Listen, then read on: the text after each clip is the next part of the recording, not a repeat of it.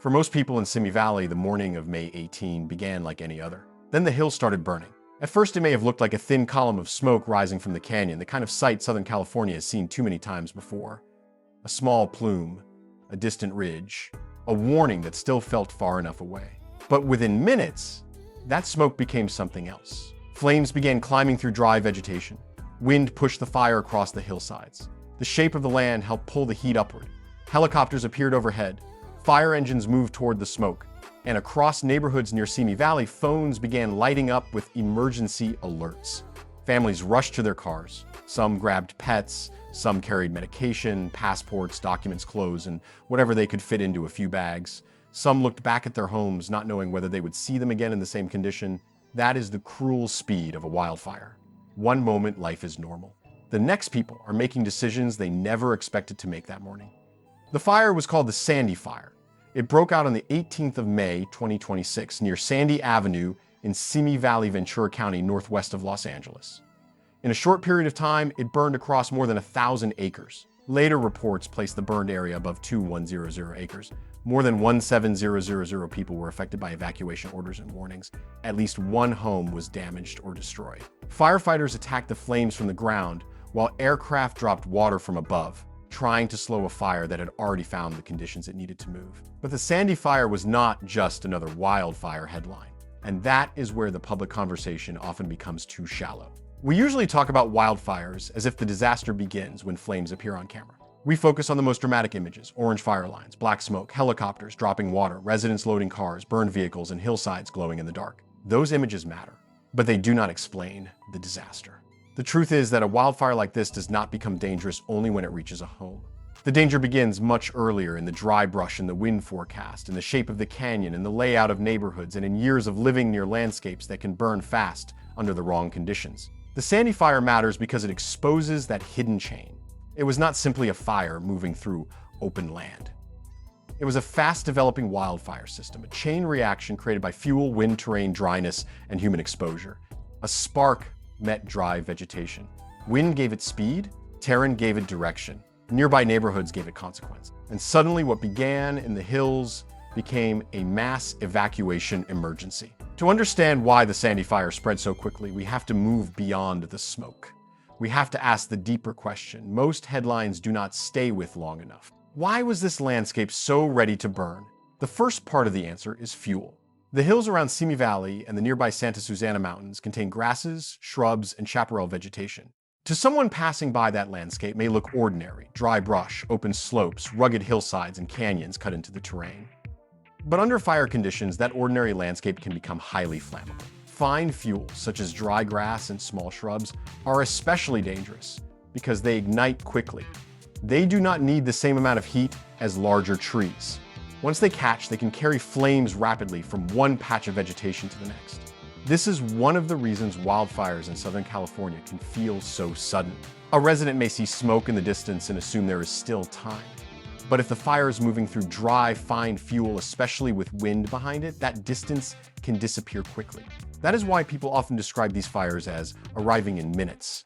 They are not exaggerating. In dry brush, a fire can accelerate with frightening speed. It can climb a slope, cross an open patch, throw embers ahead, and threaten homes long before people fully understand how much the situation has changed. The second part of the answer is wind. Wind is not just a background weather detail in a wildfire. It is one of the main drivers of fire behavior. Wind bends flames forward, allowing heat to reach unburned vegetation before the flame front arrives. It supplies oxygen, helping combustion intensify. It dries fuels ahead of the fire. And most dangerously, it can carry embers far beyond the visible flame line. This is one of the biggest misunderstandings in wildfire coverage. People often imagine a fire as a single wall moving across the land. But in many wind-driven fires, the main flame front is only part of the threat. Embers can travel ahead of the fire and land near homes, fences, dry landscaping, roofs, gutters, vehicles, wood piles, and roadside brush. A neighborhood does not need to be directly touched by the main flame front to be in danger. The fire can arrive first as smoke, then as ash, then as embers, then as heat, and only later if conditions continue to worsen as visible flames. That is why evacuation warnings can feel sudden or even excessive to people watching from outside the danger zone. Officials are not only looking at where the fire is at that exact moment, They are trying to anticipate where it could move, if wind shifts, strengthens, or aligns with dry fuel and slope. This is also why a temporary lull in wind does not mean a wildfire is over. It only means firefighters may have a window. And in wildfire response, windows can close very quickly. The third part of the Sandy Fire's behavior was terrain. Simi Valley is not a flat, open landscape. It is surrounded by hills, slopes, ridgelines, and canyons. In terrain like this, fire does not move evenly. It follows the shape of the land. Fire usually spreads faster uphill because flames lean toward the slope. Vegetation above the fire is preheated before the flames arrive, making ignition easier. In canyon areas, wind can be funneled and accelerated, turning a local fire into a fast-moving threat. This is why a fire that begins low in a canyon can suddenly appear to explode upward. It is not random. It is physics. The land itself can help the fire climb. When dry vegetation sits on a slope and wind pushes the flame in the same direction, the fire gains momentum. It does not need to wait for homes to become fuel. The brush around those homes can bring heat embers and smoke close enough to create danger before the main flames arrive. That is one reason the Sandy Fire became so serious so quickly. It burned in a landscape where natural terrain and human settlement are closely connected. This brings us to one of the most important wildfire concepts, the wildland-urban interface. The wildland-urban interface, often called the WUI, is the area where homes, roads, schools, ranches, power lines, and neighborhoods sit close to flammable vegetation. Southern California has many of these areas. They are scenic. They are desirable. They offer hillside views, open space, and a feeling of being close to nature. But during wildfire conditions, that beauty becomes risk. This is the uncomfortable trade-off many communities do not like to discuss openly. People want quiet roads, hillside homes, open land, and views of rugged terrain. But nature in Southern California is not passive. It is not just a background for real estate. It is a fire-adapted landscape. And when homes are placed too close to untreated or highly flammable vegetation, the boundary between scenic and dangerous can vanish in a single afternoon. That does not mean residents should be blamed for living there, but it does mean the risk must be treated honestly. A beautiful hillside can become a fire corridor when wind, slope, and dry vegetation align. In the WUI, firefighters are not simply fighting a fire in open terrain. They are defending lives, homes, roads, animals, power infrastructure, evacuation routes, and entire neighborhoods at the same time. That changes everything.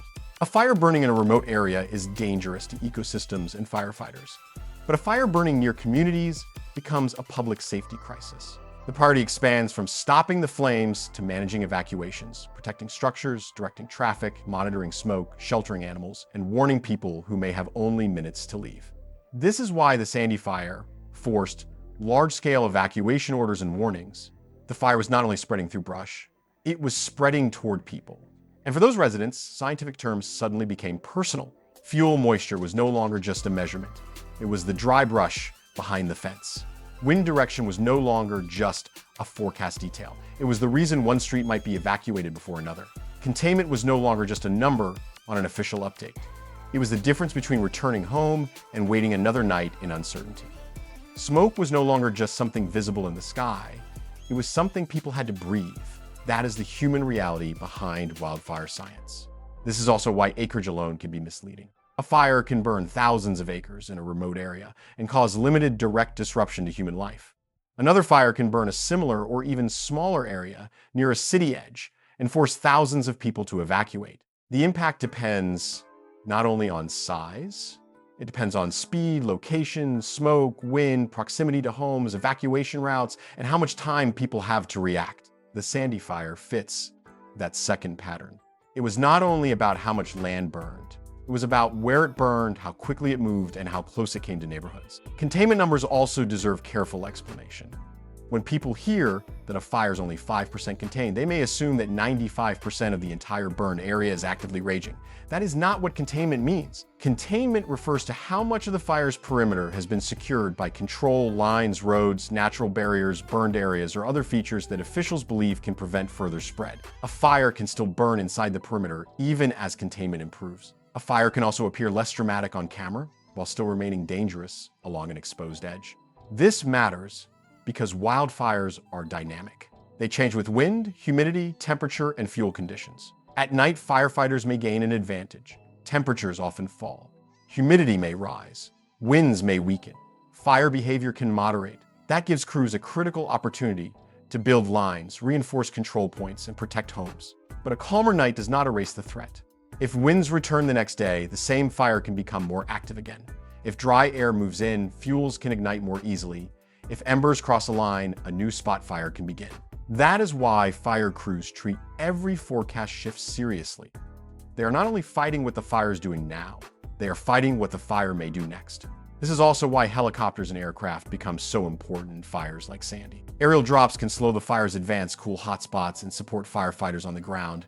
The images are dramatic: aircraft moving through smoke, water falling over burning slopes, crews pushing into rugged terrain below. But aircraft alone do not end a wind-driven wildfire. They are part of a larger strategy. The real work depends on coordination between air crews and firefighters on the ground. Ground crews build containment lines, defend homes, search for spot fires, clear fuel, and hold positions when the wind tests the perimeter. Aircraft may reduce fire intensity, but firefighters still have to secure the edge. A water drop can slow the flames. A control line stops the spread. That difference is important.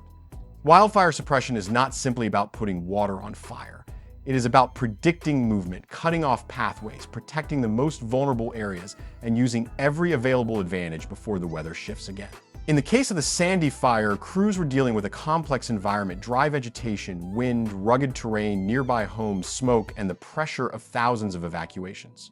Every hour mattered. Every shift in wind mattered. Every section of fire line mattered. Another danger was smoke. Smoke is often treated like a visual effect in wildfire footage, but it is part of the disaster itself. Wildfire smoke contains fine particles that can travel far from the flames and enter deep into the lungs. It can affect people miles away from the burn area, especially children, older adults, people with asthma, people with heart disease, and outdoor workers. That means the true footprint of a wildfire is larger than the burn map. The official perimeter shows where land has burned. It does not show every neighborhood that breathes smoke. It does not show every school that changed plans.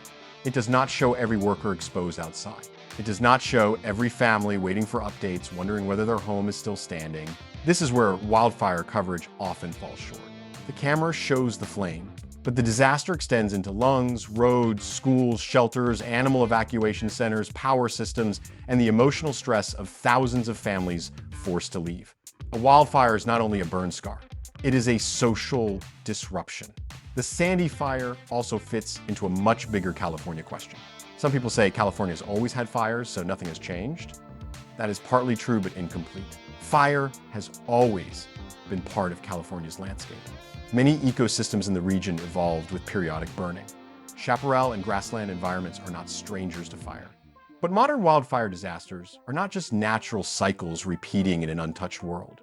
They are natural fire regimes colliding with modern development, climate stress, dense infrastructure, more ignition sources, and communities built close to flammable terrain. At the same time, it would also be too simple to say this one fire was caused by climate change. That is not how responsible science works. Climate change does not need to light the match to influence wildfire danger. Its role is often in the background: conditions, hotter temperatures, increased drying pressure, drought stress, longer fire seasons, and vegetation that can become more flammable when weather patterns align. So the responsible way to understand fires like Sandy is this: the exact ignition must be investigated separately. The immediate spread depends on local wind fuel, slope, humidity, and response conditions. But the broader risk environment can be intensified by warming, dryness, development patterns, and repeated exposure to extreme fire weather. That distinction matters. And this is where wildfire coverage often fails. One side tries to blame every fire entirely on climate change.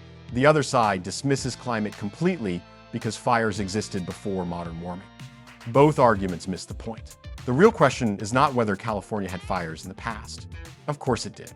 The real question is whether today's fires are burning through landscapes that are hotter, drier, more developed, more exposed, and harder to evacuate than before. That is the harder conversation, and it is the one that matters most. For the Sandy fire, the chain was clear. There was an ignition. There was dry vegetation. There was wind. There was terrain that helped the fire move. There were neighborhoods close enough to be threatened. There were evacuation zones. There were firefighters trying to slow a fire that had already found the conditions it needed. This is how modern wildfire emergencies form.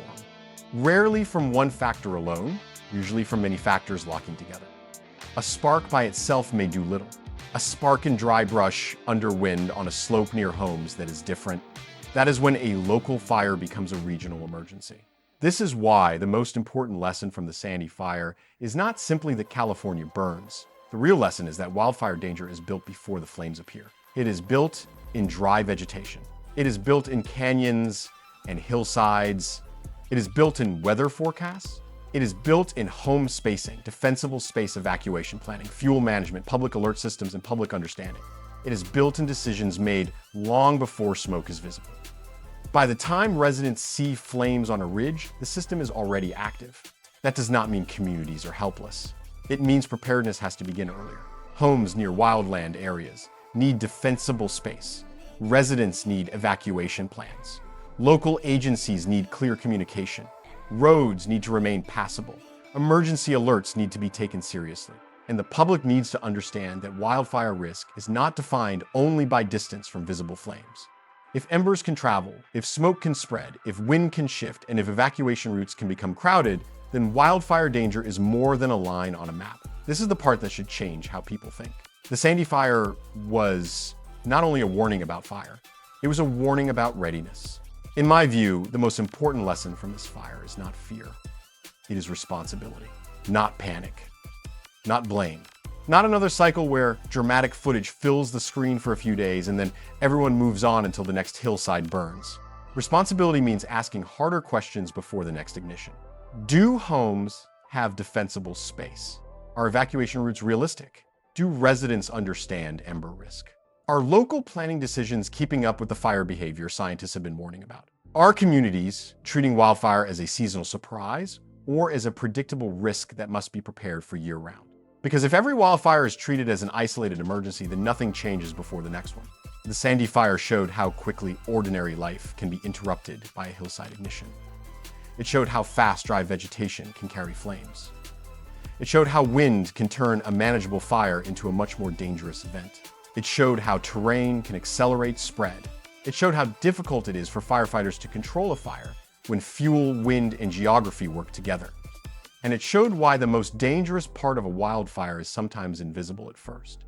Not the flames, the setup, the conditions, the chain waiting to be triggered. That is what people need to understand when they see smoke rising over Southern California. A wildfire is not just a moment of disaster. It is the result of everything that came before it. The dry weeks, the wind pattern, the vegetation, the slope, the homes near the hills, the narrow evacuation window, the first spark.